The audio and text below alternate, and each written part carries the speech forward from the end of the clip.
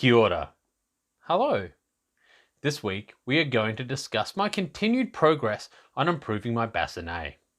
It seems like an eon ago that I completed the Bascinet liner and I have finally sewn the Aventail liner to go with it. If you've not watched that video, head over there now, and in brief, the helmet, although well crafted, was made for H&B, so it's not as accurate as I would love it to be. So I've decided to overhaul a few minor details, one of those being the liner and the Aventail. In this video, we're going to discuss the construction of the liner, some research I've done in regards to the Bascinet liner, some critical analysis of my work, and a discussion regarding common mistakes we find on modern reproductions and the practicalities and function of armor itself. Grab yourselves a drink and a bite to eat. This one is going to be a bit long. If we want to discuss the efficacy of putting a liner in underneath your Aventail, pop over and watch the great video done by Knyght Errant, who covers this matter in great detail. As usual, all links and sources are down below. So, let's talk about how I constructed the liner. Much like the Bascinet liner, I've made it out of linen and cotton wadding. Period evidence suggests that the liners would be made of either linen or silk and filled with cotton. Ordinances from Paris from the 14th century state that cotton linings must be new and not second-hand. If we refer again to the jupon of Charles de Bois, as we did in the liner video, that too was stuffed with cotton. This time I've used fewer layers of cotton wadding in line with period liners, 4 in total. This has resulted in padding of 5 millimeters or 0.19 inches at its thickest. The quilting and connecting seams were sewn with backstitch. Check out our video on how to backstitch to find out how. The seams were felled with a whip stitch. The construction is made of 5 panels, 2 at the front, 2 triangular side gores and 1 at the back. To build this pattern, there was 2 ways we could go. One would be to measure each position on the helmet where the liner needed to connect, lay this out on paper and fiddle around until we get the right shapes. The other way is to take a more hands-on approach. This is to directly pin the fabric on the helmet while wearing it to make the toile and sketch the shapes out around the pins. This of course only works if there's more than one of you. We took this approach. This gave us the basic shapes we were working towards. I cut these out, traced them onto card, and cut out more fabric to test. Again, pinning this on the helmet, we made adjustments. The key was to try to get the fabric to drape from the helmet as much as possible with minimal points of tension. We were also looking to have the pattern sit on the body and it should not hug it. Should it hug the body, it would restrict movement once completed. These fabric pieces were refit, any markups done, and traced onto card. This was my final pattern. With construction out of the way, let's chat about shape.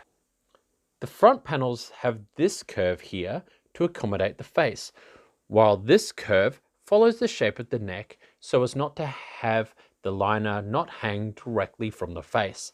I have attached these points here, which if you are to refer to period art is too low. This is due to the limitations of the helmet.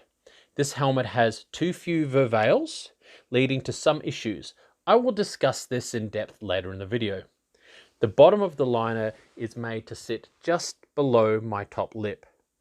This now sits quite nicely under the visor, where before my previous liner was pulled down below my chin. This will protect my face in the event of any upward thrusts that skirt under the visor. I think I could have put a triangular gore in the front here. This might have reduced some tension here and here, but decided against it. It is something I can do in the future. Chances are I won't though, unless I make another one.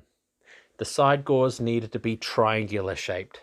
They distribute the tension to the front and back panels. This stops the garment from bunching up. The back panel works as one piece. There's a bit of a hump when it is on as it lifts slightly, but it will be fine once the mail is on. I'm not sure how to adjust this without tweaking the side gores more. Oh well, never mind. It's done now.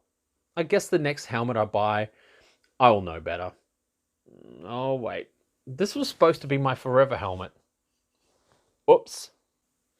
There have been some questions as to whether this should be its own separate garment and attached to the Aventail or attached to the liner.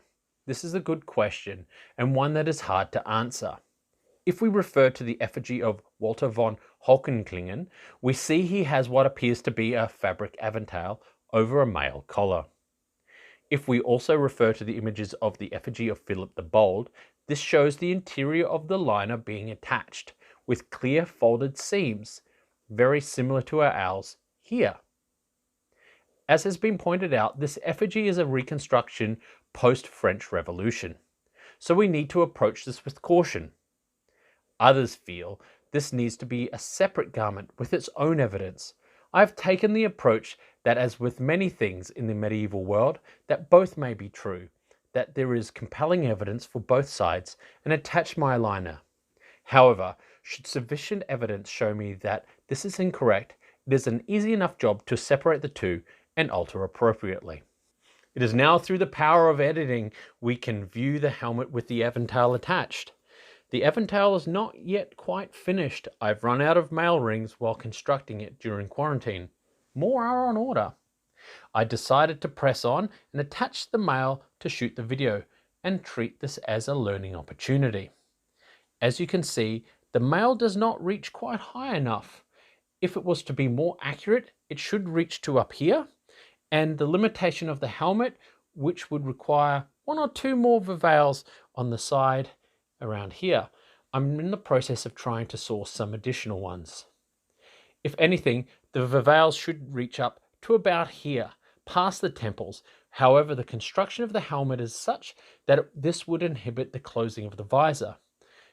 This is the reasoning behind bringing the liner to this height. Once the new Aventails are added, this is the height the mail would hang. Let's look at how my mail sits in comparison to some period examples.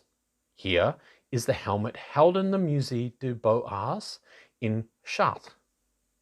And here is the Lyle Bascinet in the Wallace collection. Mine definitely is not quite right.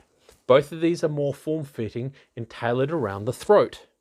Now that the mail is attached, the hump at the back I was commenting on earlier has been smoothed out. I'm otherwise very happy to be working towards a decent Aventail on my helmet. The mail on the chin will offer me a little more protection should a stray blow come up underneath the visor, or if I wanted to fight open-faced, I would feel more comfortable knowing that I have protection there. Let's talk about how I've hung the mail on the helmet. I've used the usual arrangement, a leather strap with punched holes for the Aventails stitched to the mail to the leather. But what to secure the leather to the Aventails with? I know this one is often a point of contention amongst people. It has been my assertion for a while that what these are secured with is a braided cord. Some people like to use a leather strip or some wire. If we have a look at the Lyle Bascinet, we see a cord being used. And here on the effigy of John Sully, we see the artist has left the impression of a cord with a tassel or frayed end. So I decided to run a finger looped braid. In this case, I've used a red linen finger loop braid made in the same fashion to the Ptolemaic manuscript, secured by knotting at both ends. So let's have a chat about this helmet as a modern recreation and the function of the Bascinet as a period piece of armour. Before we go ahead, this is not a criticism of the armour or the manufacturer. I really love the workmanship and have no regrets purchasing this piece. I would like to talk about the Aventails first. As I have mentioned, period Bascinets have the Aventails running higher up the sides of the helmet. It is common to find most modern reenactment helmets to have the Aventails stop at this height. This is a reproduction error. It is consistently reproduced in this manner. I believe it is because many armourers are reproducing the works based off other reproductions.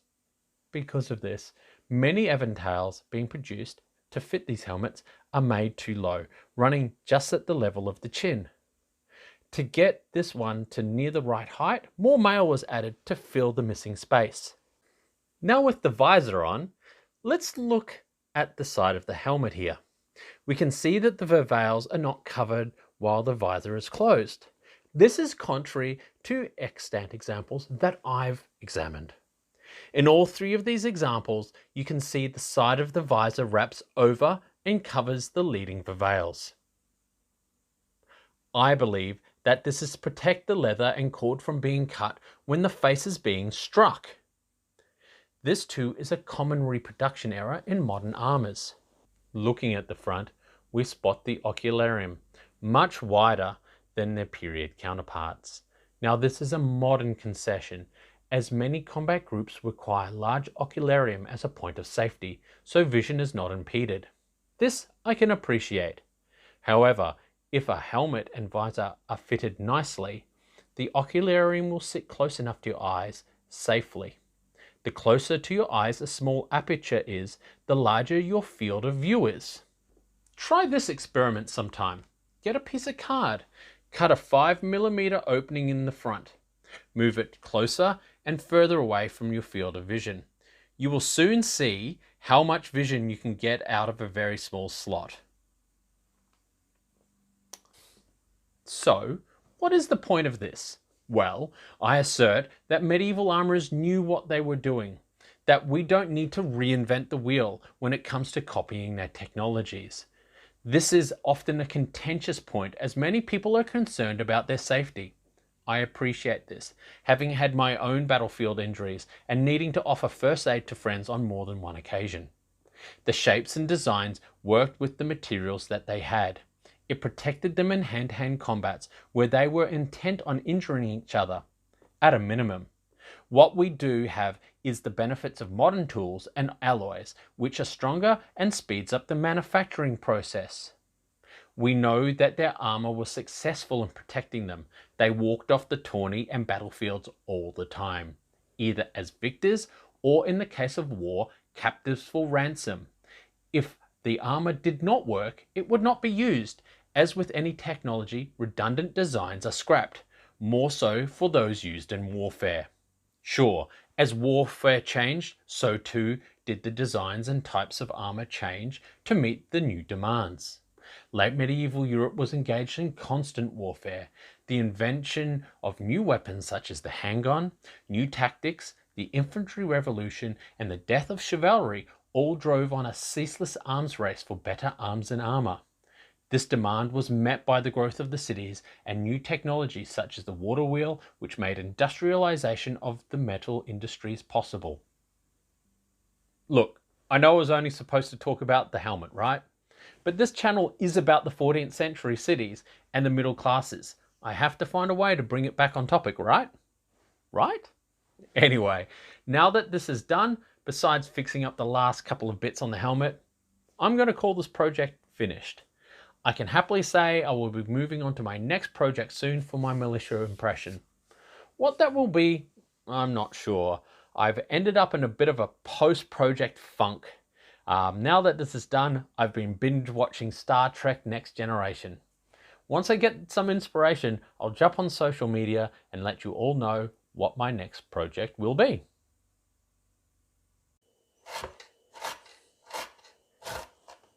Oh, hi. I didn't see you there. This must mean you enjoyed the video. So, like, comment, and subscribe. And remember, stay safe, have fun, and keep reenacting.